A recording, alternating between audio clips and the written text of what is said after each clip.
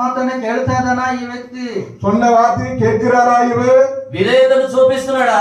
ವಿಧೇಯತೆಯನ್ನು ತೋರಿಸ್ತಾ ಇದ್ದಾನ? இவர் கீழ்ப்படுகிறாரா? లోబడుతున్నాడా?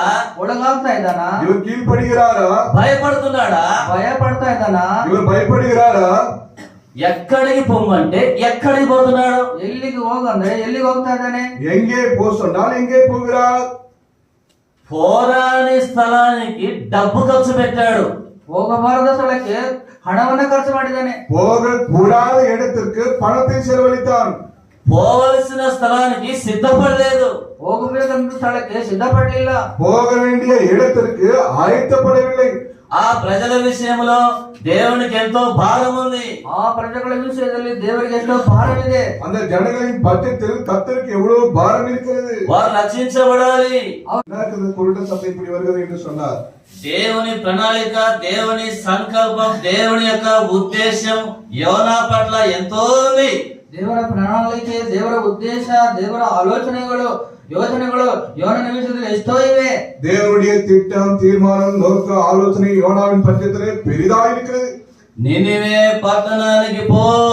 నినివే ಎಂಬ పట్టణಕ್ಕೆ ಹೋಗು. నినివే పట్టణத்திற்கு పో. దానికి దుర్గతి కలుగునని ప్రకటించు. ಅದಕ್ಕೆ ದುರ್ಗತಿ ಸಂಭವಿಸುವುದೆಂದು ಪ್ರಕಟಿಸು. ಅದಕ್ಕೆ ಅದು ದುಷ್ಟ நிலை உண்டாகும் என்று சொல்.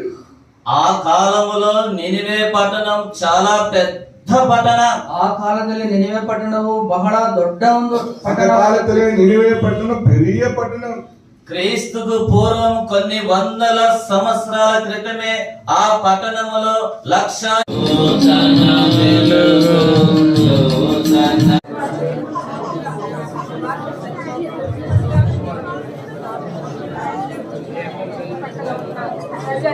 దేవుని ఆకర్షించు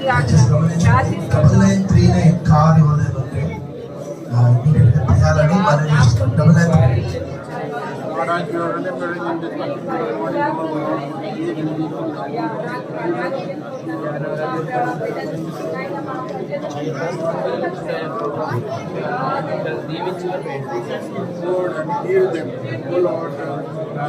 them and also Lord bring them to the resurrection power so that they may serve even with strength and enthusiasm for the glory and people of thine.